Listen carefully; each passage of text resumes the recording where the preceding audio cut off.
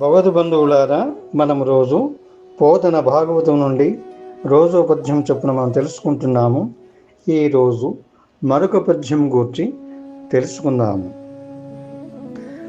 ఎందుగలడందులేడని సందేహము వలదు, చక్రి సర్వోపగతుండెందెందు వెదకి చూచిన నందందే కలడు, దానవాగ్రని వింటే.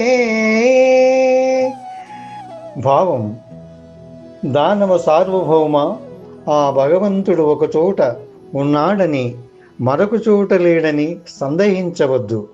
అచ్యుతుడు అన్ని ప్రదేశాలలోనూ ఉంటాడు.